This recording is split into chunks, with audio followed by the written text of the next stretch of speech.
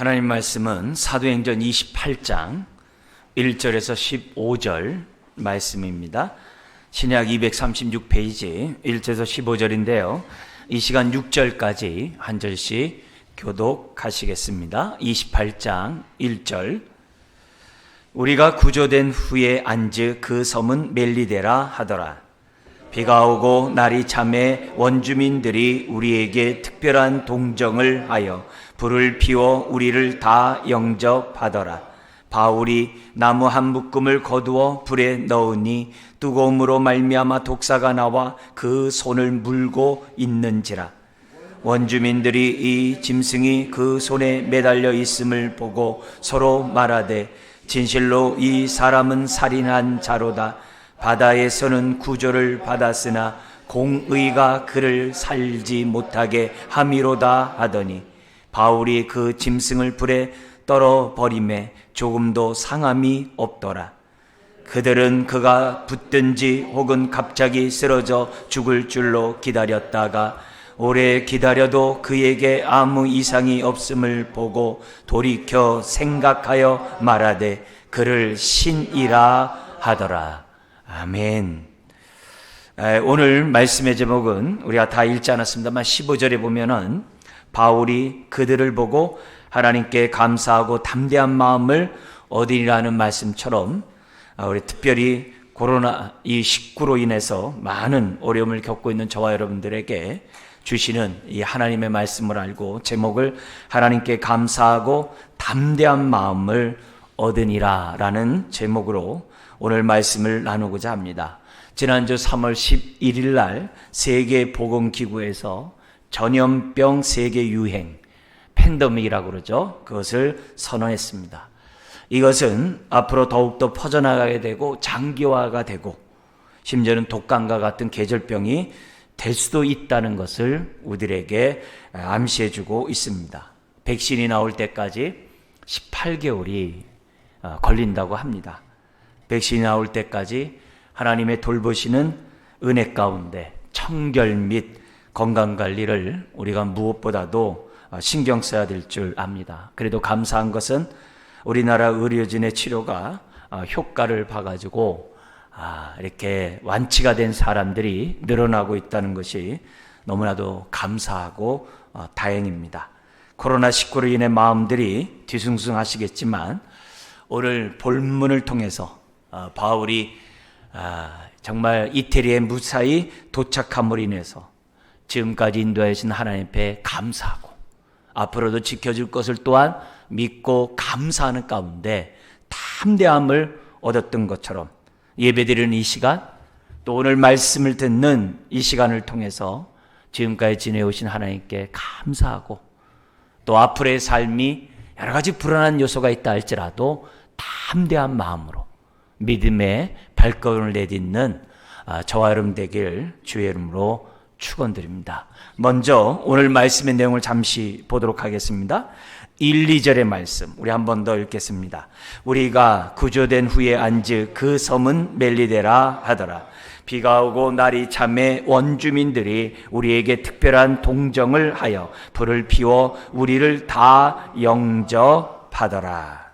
여러분, 바울과 그 일행이 14일 동안 우라굴로 북독풍이라 했어요. 큰 풍랑을 만나 사경을 헤매는 가운데 하나님의 은혜로 무사히 한 섬에 도착하게 됩니다. 한 사람도 죽지 아니라는 그 말씀처럼 죽지 아니하고 다 난파되었지만 그 섬에서 이제 살아남게 됩니다. 그리고 원주민로부터 극진한 대접을 받게 돼요. 근데 그 난파된 것이 어디냐? 멜리데라 그래요. 오늘날로 말하면 몰타 공화국이에요. 이태리가 있고 그 이태리의 제일 밑에 있는 시실리아 섬이 있어요. 큰 섬이죠. 바로 그 밑에 우리나라로 말하면 마라도와 같이 이 몰타 섬이 있어요. 이 몰타 섬은 오늘날 유럽의 사람들이 제일 여행하고 싶은 1순위가 몰타 섬이래요. 굉장히 기후가 좋고 지금도 많은 관광지로서 각광을 받고 있는 그런 장소라고 그래요. 우리나라의 그 제주도에 한 6분의 1 정도 되고 인구는 한 40만이 산다고 하는데 그곳에 바울을 기념하는 기념교회가 아직도 관광객의 발길을 모으고 있다라고 얘기를 합니다. 여러분, 바울을 비롯한 그 사람은 구사일생으로 살아남으로써 그들은 생각할 거예요. 모든 것은 다 잃어버렸어요. 선장과 선주들, 그뿐만 아니라 사람들 다 잃어버렸어요. 그렇지만 자신의 생명을 정말 건지게 됐다는 이 사실 자체로 그들은 많은 것들을 생각하게 될 거예요. 무엇보다도 이 귀중한 생명이 물질보다 중요하구나. 내가 정말 이 물질보다 중요한 이 생명을, 물질을 얻기 위해서 내가 정말 일생을 내가 정말 허둥지둥하며 살았구나 라고 하는 등등 여러 가지 생각을 하게 될 거예요. 여러분, 우리의 목숨은 천하보다 귀하다고 했어요. 근데 이 생명이 그렇게 귀중함에도 불구하고 우리 자신들이 모를 때가 너무 많아요.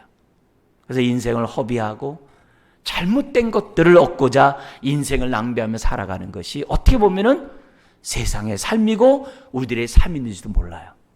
그렇지만 우리가 예수를 안 다음에 정말 우리의 인생이 주님의 뜻대로 살고자 하고 바울과 같은 사람이 주님을 만남으로 가장 가치 있는 곳에 그의 생명을 드리려고 했던 이 모습들을 우리가 생각해 본다고 한다면 난파된 그 사람들이 생명의 귀중함을 생각하고 앞으로 이 생명을 어떻게 귀중하게 사용하며 살아갈까, 누리며 살아갈까 생각하며 살아갔던 것처럼 또 바울이 그 생명을 소중한 곳에 투자하며 살았던 것처럼 코로나19를 만난 저와 여러분들은 다시 한번 우리의 생명의 소중함을 생각하고 감사하고 이 생명을 어디에다가 정말 투자하면서 살아가는 것이 복된 인생인지를 한번 생각하는 이 시간이 되었으면 좋겠어요.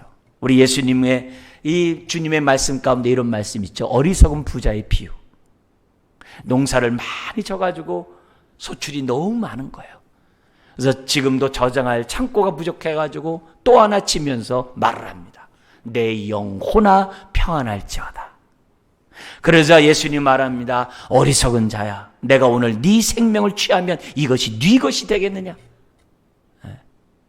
물질을 통해서 영혼의 평안함을 생각하려고 하는 그 사람들에게 우리 주님이 경고하셨던 것처럼 일상생활에 정말 우리가 누리는 이것에 대해서 소중히 여기고 감사하고 무엇보다도 우리의 생명을 소중히 여기는 그런 기회로 우리가 삼을 수 있다고 한다면, 깨달을 수 있다고 한다면 우리가 하나님 앞에서 신앙생활하고 정말 하나님 뜻대로 살고자 하는 이것이 얼마나 소중하고 가치 있는 일인지를 다시 한번 우리가 절실히 깨닫게 되는 이런 기회가 될 줄 믿습니다. 여러분, 정말 하나님의 은혜는 우리 때마다 시마다 함께하고 그럴 때마다 우리에게 깨닫게 하셔서 우리를 이끌어나게 하시는 걸 보면 감사하지 않을 수가 없습니다. 자, 그런데 3절부터 6절에 보면은 바울의 삶 속에 설상가상, 악재가 또 벌어지게 됩니다. 놀랄만한 뜻밖의 사건이 3절 6절에 생겨나게 되는데요. 3절에 보면 날이 추워서 불을 피우고 몸을 녹이고 있는데 이제 나무가 필요한 거예요. 그래서 바울이 섬기는 마음으로 나무를 갖다가 한 묶음을 가져다가 불에 던집니다. 그런데 그 불 속에 뜨거움으로 말미암아 한 독사가 뛰쳐나가지고 바울의 손을 물고 있는 거예요. 그냥 물고 도망간 게 아니에요. 물고 있는 거예요.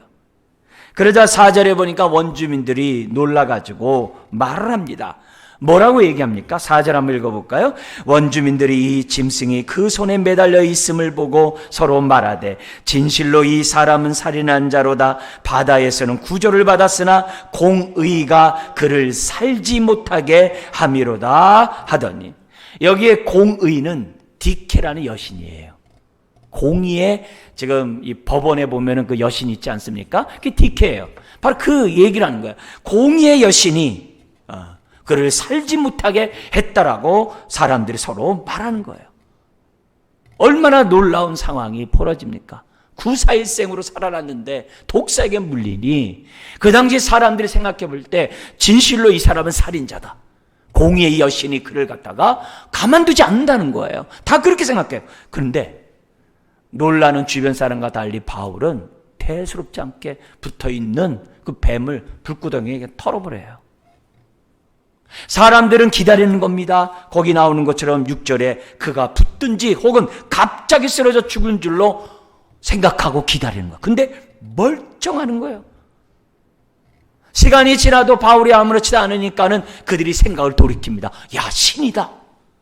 여러분, 그 당시에는 정말 많은 신들을 섬기고 있었거든요.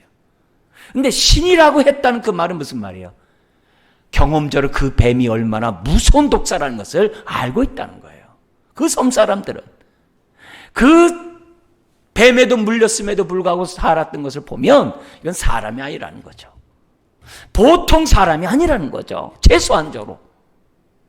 여러분, 원주민들은 놀랐겠지만 동시에 구사일생으로 살아났던 함께 배를 탔던 사람들 무슨 생각할까요? 야, 이 사람의 말대로 정말 우리가 죽지 않고 다 살아난다고 했는데 진짜 우리가 다 살아났는데, 심지어는 저 독사에 물려서 죽지 않은 거 보면, 이 원주민들이 신이라고 말하는 거 보면은 야, 저 바울 저건 보통 사람이 아니구나. 주변 사람들이 그 이후로 바울을 얼마나 주목했겠어요. 더구나 그 섬에서 3개월을 겨울을 나기 위해서, 그리고 다시 항해를 위해서 준비를 해요. 여러분, 3개월 동안 그 사람들이 바울을 내버려 뒀을까요? 바울이 가만히 입을 다물고 있을까요? 아니죠. 아니죠. 오늘 성경에도 보면 수없이 많은 병든 자들을 치유하고 많은 이적들을 나타낸 것으로 기록되어 있어요. 그러면 병만 고쳤겠어요? 바울이? 그게 아니죠. 그를 통해서 부활의 주님이 전파됐을 거라는 거죠. 왜요? 바울이니까. 이런 일련의 모든 것들이 바울로 하여금 더욱더 사람들로 하여금 바울의 입에, 행동에 주목하게 만들었다는 거죠. 마가복음 16장에 보면은 믿는 자에게 이런 표적이 따른다 하면서 기록되어 있는 말씀이 있었어요. 그 당시 사람들이 경험한 내용들이 기록되어 있어요. 뭐냐? 그들이 내 이름으로 귀신을 쫓아내며 믿는 자에게는 새 방언을 말하며 믿는 자에게는 뱀을 집어올리며 믿는 자들에게 무슨 독을 마실지라도 해를 받지 아니하고 믿는 자들에게는 병든 사람에게 손을 얹은즉 나으리라. 네. 여러분, 바울의 이런 모습들을, 정말 하나님이 함께하는 그 증거들을 설상가상 사람들이 볼 때는 또 다른 재난이지만 거기에는 하나님의 손길이 있었다는 거예요. 더욱더 우리는 놀라운 것은 7절에서 10절에 보면 바울의 하나님이 함께하는 놀라운 행적들은 계속됩니다. 그 섬에 추장이 소식을 들었겠죠. 사람들을 갖다가 난파된 사람들을 데려다가 정말 극진한 대접을 사흘 동안 합니다. 선행에는 항상 하나님의 위로가 있고 하나님의 복이 있듯이 그렇게 선행을 베푸는 그 추장의 아버지가 오늘 성경에 있는 것처럼 열병과 이질로 인해서 알아 누워 있는 거예요. 바울이 가만뒀겠어요? 기도하고 안수하여 병을 고칩니다. 그리고 9절에 10절에 보니까 이 소문이 또 나서 그 섬에 있는 다른 병든 사람들도 다 와서 예외 없이 고침을 받게 되고 이것으로 인해 더욱더 후한 대접을 받고 3개월 있다 겨울을 나고 다시 남풍이 불어가지고, 왜 남풍이 불어야 북쪽으로 로마로 갈 수 있잖아요. 그러니까 남풍이 불 때까지 기다렸다가 배를 탈 때 그들이 항해하는 데 부족함이 없도록 필요한 물건들을 실어주는 이런 사건이 성경에 기록돼요.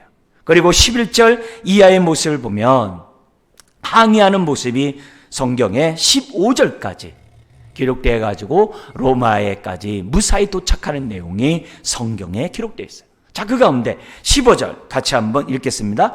그곳 형제들이 우리 소식을 듣고 앞비오 광장과 트레이스 타베르네까지 맞으러 오니 바울이 그들을 보고 하나님께 감사하고 담대한 마음을 얻으니라. 여러분, 로마까지 오게 되니 바울이 얼마나 마음이 감사했겠어요.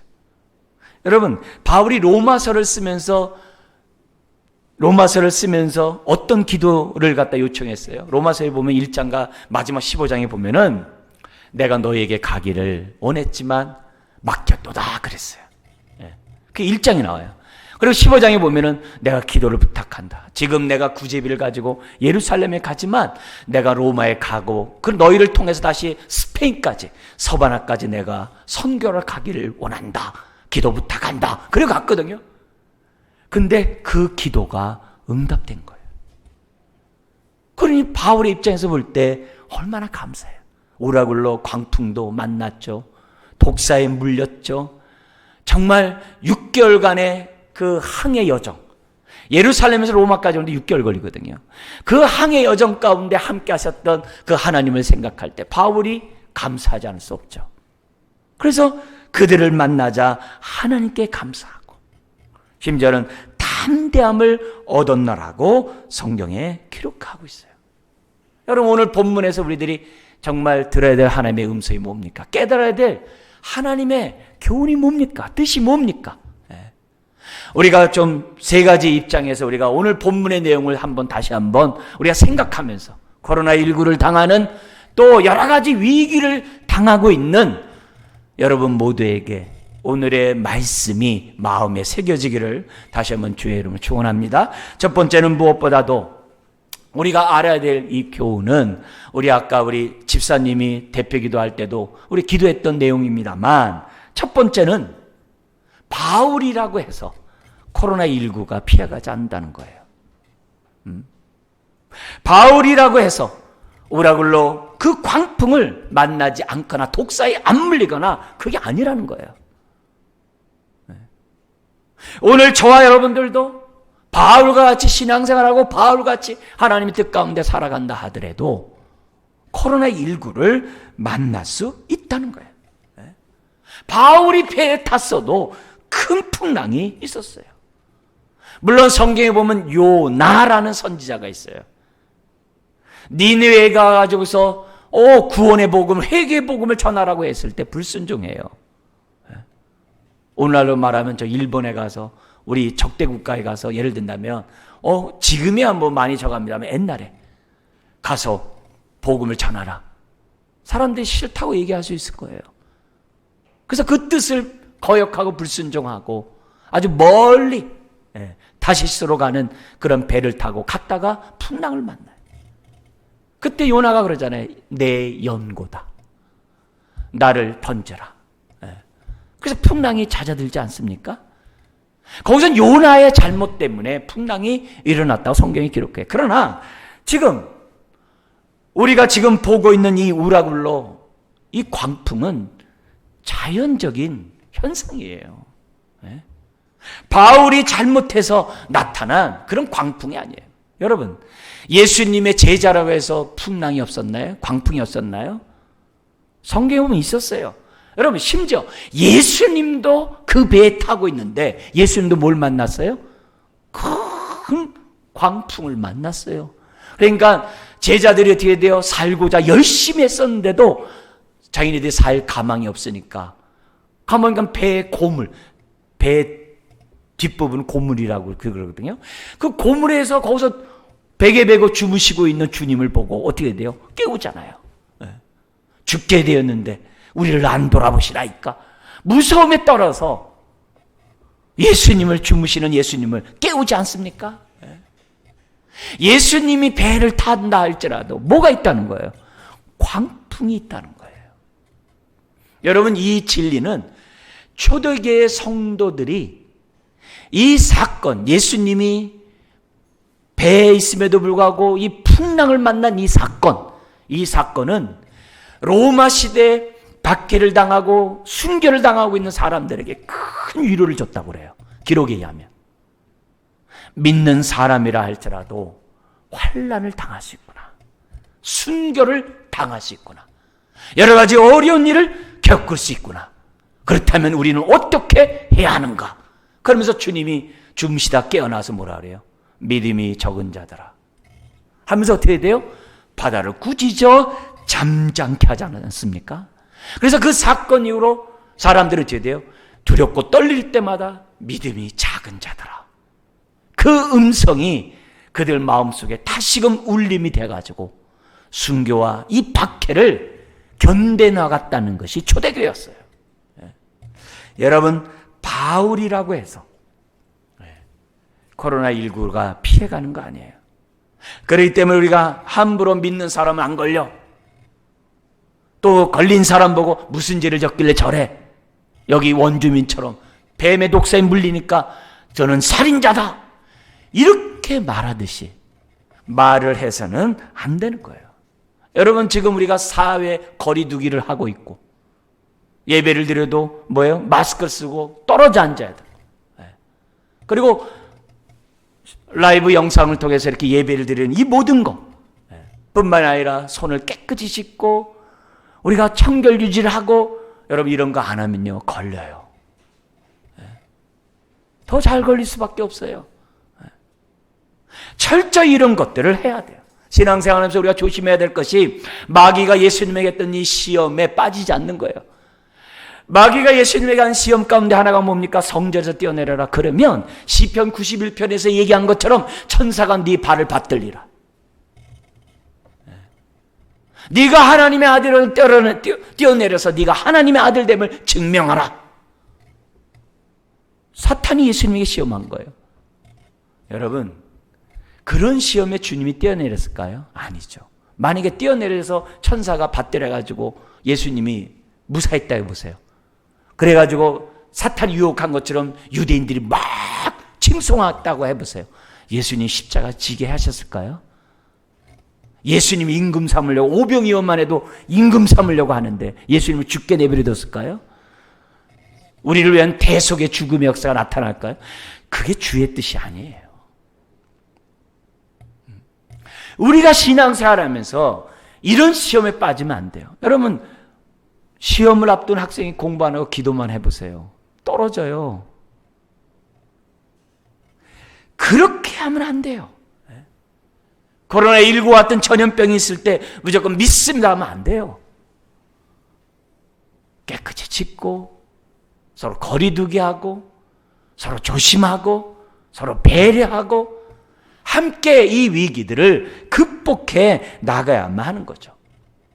여러분, 우리 이 종교개혁 그 시대에 우리가 흔히 알고 있는 이 흑사병이 1300년대만 있는 것이 아니라 16세기까지도 계속 이렇게 창궐해요. 이 종교개혁 그 시대에도 뭐냐면 이 흑사병이 굉장히 유럽을 강탈을 합니다. 그래가지고 우리들이 잘 알고 있는 루터라든지 칼빈이라든지 찔빙글리라든지 이 또 칼빈의 그런과 함께 놀라운 종교개혁을 일으켰던 이 베자라든지 이런 사람들이 흑사병에 관한 글들이 있어요. 그 글들에 보면 이분들도 동일하게 어떻게 해야 돼요? 조심하자는 거예요. 주의하자는 거예요. 깨끗하게 청결하고, 그리고 하나님이 허락하신 약이나 병을 의술을 통해서 이런 것들이 치유받을 수 있도록 해야 된다라고 하는 그런 글들을 남겨요. 여러분, 이제 스위스에 이런 데 간데 보면 찌빙길리라는 사람이 있어요. 유명한 종교개혁자예요. 찌빙글리도 뭐냐면은 그 집안에 이 흑사병이 닥쳐가지고 그의 자식은 죽고 자신도 흑사병이 걸려가지고 죽을 고비를 넘기다가 겨우 살아나요. 그때 찌빙글리가 한 기도 제목이 있어요. 뭐라고 하냐면은 주님 나를 도우소서 나의 힘 나의 반석이요 문 밖에서 죽음이 문드리는 소리 문 밖에서는 죽음이 문드리는 소리 나를 위해 못 박히신 당신의 손을 높이 들어서 죽음을 정복하시고 나를 구원하소서 하면서 그때 그 절박한 그런 마음을 2달 동안 흑사병이 걸렸기 때문에 얼마나 고통스럽겠어요. 그러면서 뭐라 하냐면은 그러나 당신의 음성이 내 생애 한낮인 지금이라도 내 영혼을 부르신다면 나는 순종하겠나이다. 지금 자기가 죽더라도 아멘이라는 거예요. 신앙과 소망 안에서 이 땅을 포기하고 천국을 얻고자 하나니 나는 당신의 것이니이다. 이 쯔빙글리가 한 기도 내용이에요. 흑사병을. 루터나 이 베자 같은 사람에 보면은 그 당시에 이런 맹신도가 있었대요. 뭐냐면 잘못 판단해가지고 흑사병은 하나님의 심판이니 그 심판을 피하는 것이 불순종이라는 거예요. 그냥 심판받아서 죽으라는 거예요. 그게 또 유럽에 또 팽배했대요. 그래서 루터가 그것이 아니라고 하는 책자를 발행을 해요. 저기 보면 치명적 흑사병으로부터 도망칠 수 있는 것인가? 이런 제목하에 팜프렛을 발행을 해요. 배자 역시 뭐냐면 흑사병에 대한 진문들이라는 책을 통해서 그렇게 생각하지 말라는 거예요. 그러면서 루터 같은 경우에는 오히려 우리로 말하면 거리두기나 여러 가지 우리가 할 수 있는 것은 다 하고, 그리고 또 한쪽에서 뭐냐면 그런 흑사병에 걸려 고통당하는 사람들을 돌보는 것이 그리스도인들의 마땅한 바다, 이렇게 돼 있어요. 칼빈 같은 경우는요, 그 당시 지도자였기 때문에 흑사병에 걸린 사람들이 목회자들이 돌봤다고 그래요. 그래가지고 칼빈도 돌보려고 하니까 그 시의회에서 안 된다. 당신은 여기 전체를 지켜야 되기 때문에 당신은 안 된다고. 그래가지고 순번을 정해가지고 목회자들이 재입복귀를 하면서 흑사병 돌본 사람들을 돌봤다는 거예요. 근데 자기 동력 가운데 한 목회자가 무슨 얘기를 하냐면, 그 사람이 블랑셰라는 목사님, 내가 자원하겠다 해가지고 그 사람이 칼빈이 목회하고 있는 그 시를 갖다가 돌봤다는 거야. 흑사병 걸린 사람. 근데 그때 칼빈이 자기 동료 목사에게 쓴 편지가 지금 남아있어요. 뭐라고 되어 있냐면 이렇게 되어 있어요. 얼마나 두려웠던지, 만일 자원한 목사에게 무슨 일이 생겨난다면 내가 그 위험을 감수해야 할지 모른다는 생각에 두렵습니다. 칼빈이 한 말이에요. 그러니까 이런 모습에서 오늘 우리들이 첫 번째 교훈이 뭐라고요? 바울도 코로나19를 피할 수 없다는 거예요.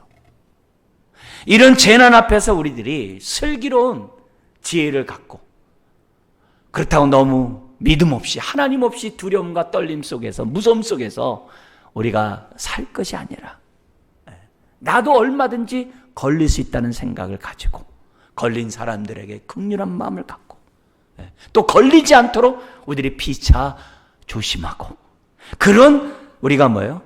지혜를 오늘 첫 번째 우리가 이런 걸 통해서 얻어야만 한다는 거죠. 그리고 두 번째 우리가 오늘 본문을 통해서 우리들이 깨달을 것이 뭐냐면은, 어려움 가운데 있다 할지라도, 재난 가운데 있다 할지라도 우리는 하나님의 뜻대로 행동해야만 한다는 거죠.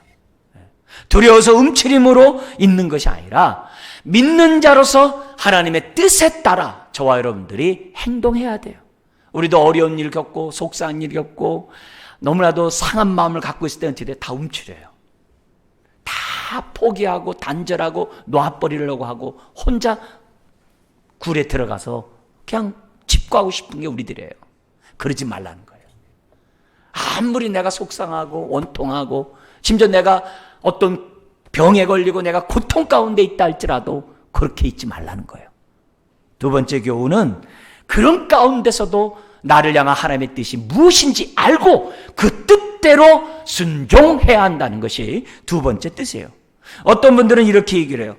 요때 코로나19가 믿는 사람에게는 하나도 안 걸리고 믿지 않은 사람들에게만 걸린다면 사람들이 예수 믿고 믿으러 막 구름대처럼 올 거 아니냐.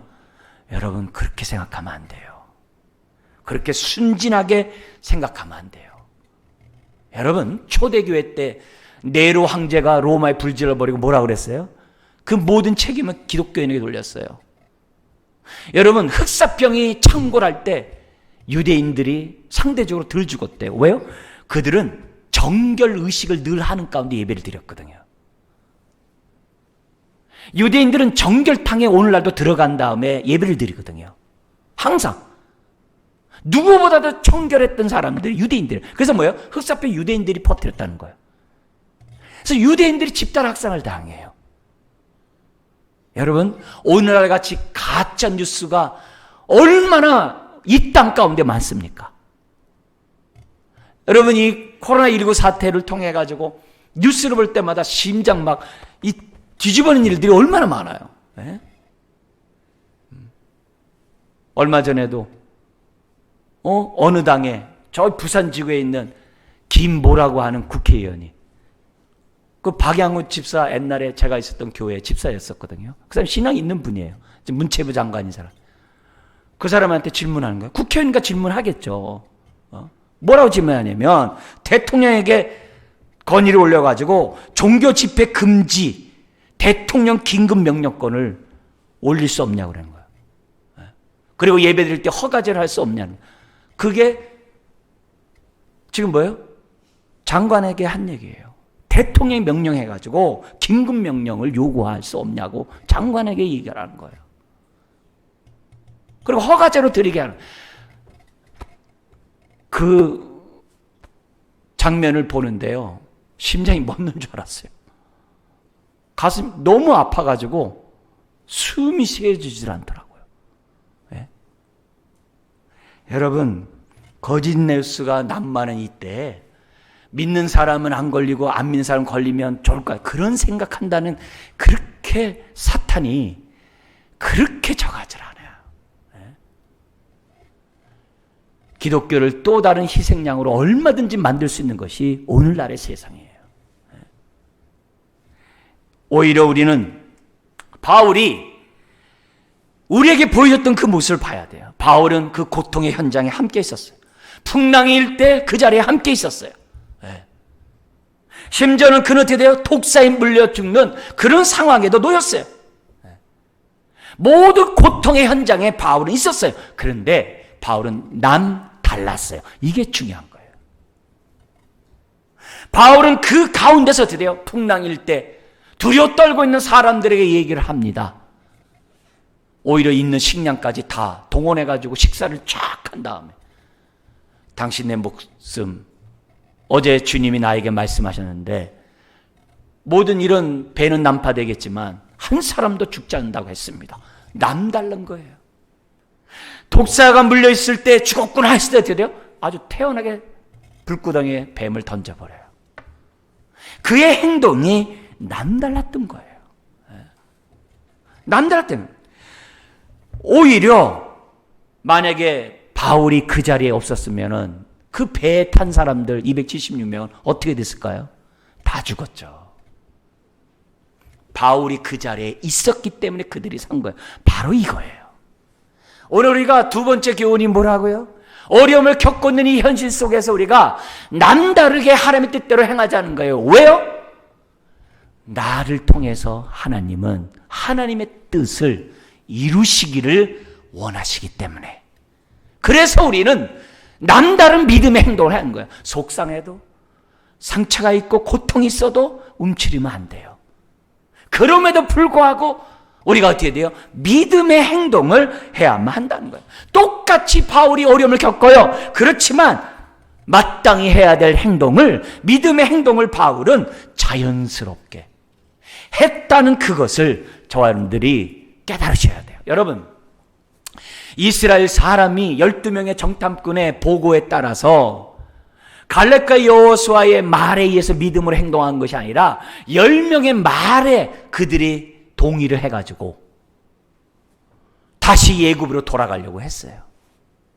얼마나 기가 막혀요. 얼마나 하나님의 마음을 아프게 했어요. 자, 그런데 하나님은 어떻게 했어요? 하나님이 그 자리에서 갈렙과 여호수아, 모세, 너희들은 지금 가나안 땅에 들어가고 나머지 불순종했던 사람들 40년 동안 내가 광야에서 내가 훈련시킨 다음에 내가 보낼게. 그때까지 30년 기다려. 그렇게 하지 않았어요. 여호수아 갈렙은 믿음으로 가나안 정복에 가자고 그랬어요. 그렇게 했음에도 불구하고 같이 40년간 광야를 유랑해요. 왜 그렇게 했을까요? 그들이 있어야 어떻게 사는 것이 하나님의 뜻대로 사는지 삶의 시청각 역할을 할 수가 있기 때문에 우리 하나님은 그렇게 하셨던 거예요. 여러분, 왜 믿지 않는 사람과 동일하게 믿는 사람들이 똑같이 코로나19 같은 이런 것에 걸리고 어려움에 겪냐 이게요. 그런 가운데서 하나님을 바라보면서 바울처럼 감사할 수 있다면, 그런 가운데서도 믿음의 행동을 우리들이 할 수 있다고 한다면, 두려움에 떨고 있는 사람들, 저 사람들 뭐야? 아니 어떻게 저런 상황 가운데 저 사람은 하나님을 원망하지 않고 어떻게 믿음대로 살아? 오히려 살아계신 하나님을 보여줄 수 있는 기회가 된다는 것이 두 번째 교훈인 거예요. 이걸 우리들이 배우셔야만 해요. 40년 동안 이스라엘의 광야에서 불순종한 백성들이 어떻게 사는 것이 하나님이 기뻐하는 일인지를 여호수아 갈렙의 삶의 모델을 통하여 그들은 배워 나가야만 한다는 거예요. 그래서 우리 믿는 사람은 이런 생각이 들지만 이런 말을 하면 안 돼요. 뭐냐? 에이, 처음부터 코로나19가 생겨나지 않게 하면 얼마나 좋아. 애당초 이 땅에 코로나19가 생겨나기 전에 불로 확 태워버려가지고 그런 거 안 생기게 하면 얼마나 좋아. 물론 그렇게 생각이 들고 그게 꿈이죠. 그렇지만 그렇게 말하면 안 돼요. 오히려 그런 어려움 가운데 있을 때, 왜냐하면 제가 이 모든 것들은 옛날부터 다 죄성에서부터 비롯됐다고 그랬잖아요. 오히려 이런 속에서 하나님, 내가 어떻게 행하는 것이 하나님의 선하시고 기뻐하시고 온전한 뜻 가운데 살아가는 것이며, 어떻게 하는 것이 하나님을 보여주며 어떻게 하는 것이 하나님의 기쁨이 되는지, 주여 주여만 하는 것이 아니라 하나님의 뜻대로 사는 것인지 깨닫게 달라고, 우리가 지금 성경을 읽고 또 묵상하고 암송하고, 왜 그래요? 하나님의 뜻을 발견하기 위함이죠. 이렇게 어려움 가운데 내가 어떻게 행동하는 것이 하나님이 기뻐하는 뜻인지를 알기 위해서 40일 지금 신앙 훈련을 하고 있는 거 아닙니까? 그런 의미에서 우리가 기억해야 될 것이 이거예요. 여러분, 우리가 주님 안에서 건강하고, 사실 또 병들고, 때로는 만사형통하고, 때로는 불통하고, 때로는 일이 잘 되고, 때로는 답답하고, 그런 일들이 우리들의 삶 속에 언제든지 주기적으로, 언제든지 우리들에게 있다는 거예요. 근데 이런 거 중요하지 않다는 거예요. 오히려 그런 가운데서 내가 얼마나 바울처럼 신실하게 믿음으로 자연스럽게 반응하느냐, 그게 중요하다는 거죠. 우리가 코로나19에 걸리지 않으면 얼마나 감사하겠어요. 그러나 걸렸다 한들 그 속에서도 우리들이 두려움 가운데 있지만, 어떻게 행동하는 것이 믿음의 행동인지를 우리들이 생각하고 행동한다고 한다면, 오히려 뭐예요? 코로나 예를 들어서 어려운 일 안 겪어가지고 그냥 등 따숩고 편안하게 있다가 하나님 멀리 떠나는 그것보다 오히려 어려운 가운데 있다가 주님 앞에 가까운 것이 훨씬 더 낫다는 거예요. 그런데 안 걸리면서도 하나님 앞에 더 가까이 갈 수 있다고 한다면 그거야 할렐루야죠. 우리들의 신앙이 지금 뭐예요? 빨리 자라서 그렇게 정말 그런 사람이 돼야 돼요. 부하는데 처할 줄도 알고, 가라는데 처할 줄도 알고, 우리가 정말 좋은 일에 처할 줄도 알고 어려운 일에 처할 줄도 아는 저와 여러분들이 돼야 돼요. 여러분, 하나님은 우리의 인생을 막 살도록 내버려 두지 않아요. 우리를 다루시고 우리를 훈련하시고 다듬으시고 하나님의 때에 하나님의 뜻을 이룰 수 있도록 우리를 연단해 나간다는 사실을 저와 여러분들은 잊어서는 안 됩니다. 그래서 우리에게 주는 이 두 번째 교훈, 하나님, 이 위기 때 내가 어떻게 행동하는 것이 하나님의 뜻을 행하는 것이고, 내가 어떻게 행해야 내 주변 사람들이 나를 통해 주님을 볼 수 있는지 하나님, 나를 하여금 깨닫게 해달라고 기도하는 우리가 될 줄 믿습니다. 마지막 한 가지 더 교훈이 있습니다. 그 교훈은 어려움의 그 현장에서, 큰 광풍의 현장에서 코로나19와 같은 재난, 그 현장 속에서 매 순간 새 마음으로 새롭게 결단하자는 거예요. 이게 중요해요. 네. 지금 오늘 우리가 이 시간 예배를 드려요. 이 시간 다시 한번 어떻게 돼요? 뒤에 것 잊어버리고, 바울이 뒤에 것을 잊어버리고 표대를 향해서 앞으로 나아간다는 것처럼 지금까지는 또 잊어버리고 오늘 새롭게 마음을 다시금 결단하는 거예요. 다시금 하나님께 감사하고 다시금 마음을 단단히 담대히 정말 갖는 가운데 오늘 하루를 또 한 주간의 삶을 새롭게 살고자 결단하는 그런 지혜가 필요합니다. 여러분, 그런 의미에서 15절 보십시오. 자신을 맞으러 온 사람들을 보면서 바울이 어떻게 했다고요? 그들을 보고 하나님께 감사하고 담대한 마음을 얻으니라고 했어요. 여러분, 아직 바울에게는 로마 황제의 재판이 남아있어요. 그리고 그 재판을 기다려야만 해요. 쉽지 않아요. 네. 미결수의 입장에서 재판을 기다리는 게 쉽지 않아요. 2년 만에 재판을 받게 돼요. 여러분, 또 2년이라는 세월을 갇혀 있어야만 해요. 그런 상황에 바울이 있다 할지라도 바울은 지금 뭐 하고 있어요? 하나님께 감사하고, 그리고 하나님 앞에 어떻게 해서요? 담대한 마음을 얻게 돼요. 바울이 이렇게 행동할 수 있었던 것은 로마서에도 나와요. 로마서는 지금 이 사건 이전에 쓴 거잖아요. 그죠? 로마서 5장 3절에 보면 믿는 사람은, 믿음을 갖고 있는 사람들은 환난 중에도 즐거워한다 그래요. 환난이 다 끝난 다음에 즐거워하는 게 아니라 환난 중에도 즐거워한대요. 바울이 지금 이거예요. 아직 재판이 남아있어요. 앞으로 그의 삶에 어떤 어려움이 있는지 말할 수 없어요. 설상가상의 어려운 일들이 끊임없이 그 앞에 있을 거예요. 그렇지만 바울은 그 고통의 현장에서 하나님께 감사하고 담대한 마음을 얻었다라고 지금 성경에 기록되어 있어요. 오늘 이 시간, 예배드리는 이 시간, 또 가정에서도 함께 예배하는 우리 정말 이 시간, 지금까지 지내온 것에 대해 하나님께 감사하십시오. 우리 아까 집사님이 정말 기도했던 것처럼 일상의 평범한 그 삶에 대한 감사를 잃어버렸던 그것을 회개하고 다시금 감사하는 마음. 정말 우리가 예배를 드리고 교회에 와서 이렇게 신앙생활 한다는 이것이 얼마나 소중한지를 알잖아요. 믿는 사람들이 얼마나 소중하고 함께 예배 드리는 것이 얼마나 소중한지를 지금 어떻게 돼요? 다들 지금 뼈저리게 느끼고 있잖아요. 그동안의 예배를 자유롭게 드린 것에 대해서 감사하지 않았다면 감사하는 여러분이 되길 바랍니다. 그리고 지금부터라도 지금까지 지낸 것에 대해서 하나님 앞에 감사하고 뒤에 것을 잊어버리세요. 좋든 나쁘든 잊어버리고 주님 이 시간 하나님 앞에 이처럼 예배를 드리는 이것에 대해서 감사합니다. 그리고 내가 하나님으로부터 담대한 마음을 또 갖습니다. 주님, 내가 하루하루 믿음으로 하나님의 인도를 믿고 살아가는 이 인생 되기를 원합니다 라고 새롭게 결단하는 이 시간이 돼야만 한다는 거죠. 코로나19의 그러한 확산으로 마음이 약해질 수 있지만 그때마다 주님 바라보자는 거예요.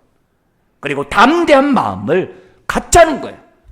그것이 이 예배의 의미요, 이 예배를 통해 받아 누리는 하나님의 축복인 줄 믿습니다. 여러분, 바울의 인생을 보십시오. 정말 하나님의 뜻대로 살았지만, 그리고 자기가 정말 원해서 로마 황제에게 가는 정말 그런 여정이었지만 원치 않는 우라굴로의 광풍을 만났어요. 그런데 보십시오. 그 광풍이 바울 일행을 어디로 끌고 갔다고 그랬습니까? 몰타 섬으로 끌고 갔다고 그래요. 몰타 섬은 시실리아 바로 밑에 있는 우리나라 마라도와 같은 그 작은 섬이에요. 그런 글로 이끌었다고 그래요. 이게 무슨 말이에요? 이제는 죽었구나 했는데 하나님이 어디까지 갔다 놓은 거예요? 몰타 섬까지 갔다 놓은 거예요. 우리는 위기를 만나면 이제 다 끝났어 이래요. 여러분, 하늘에 소망이 있는 한 우리는 끝난 인생이 아니에요. 설령 우리의 정말 우리 쯔빙글리 종교개혁자가 지금 이 시간 죽는다 할지라도 저는 천국에서 주님 뵙겠다고 하는 그 고백을 한 것처럼 죽는다 할지라도 우리는 끝난 게 아니라 주님 품에서 새롭게 시작하는 거예요. 그런데 여러분, 오늘 이 바울의 모습을 보세요. 우리도 우환을 만나고 어려운 일을 만날 때마다 어떻게 해요? 주님을 만난다고 한다면 그때가 우리는 새 삶을 시작하잖아요. 그잖아요. 어려운 일 겪다가 그 하나님의 은혜로 하나님을 딱 만나면 어떻게 돼요? 그 어려운 게 문제가 아니잖아요. 어려움 속에 새 출발하잖아요. 그게 우리잖아요.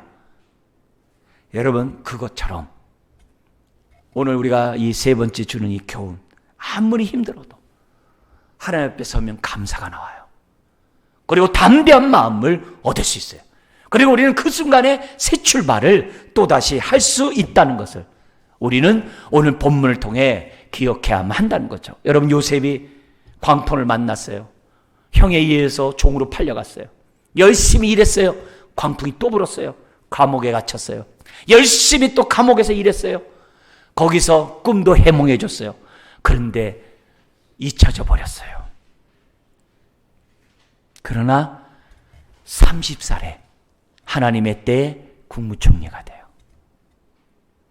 풍랑이 그를 갖다가 몰고 가가지고 어디로 안착하게 한 거예요? 총리로 안착하게 한 거예요.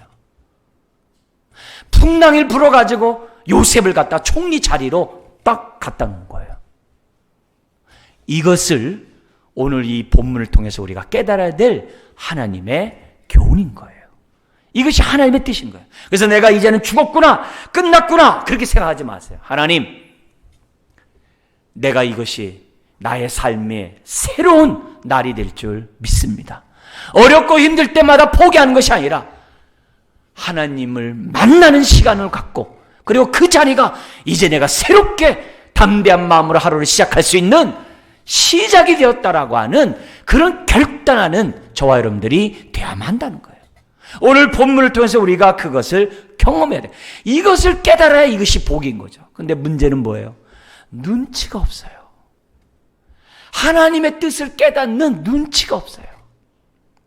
하나님은 이처럼 우리를 통해서 인생의 풍랑을 통하여 하나님을 만나기 원하고 담대한 믿음을 갖기를 원하는데 우리가 뭐예요? 깨달음이 더뎌요.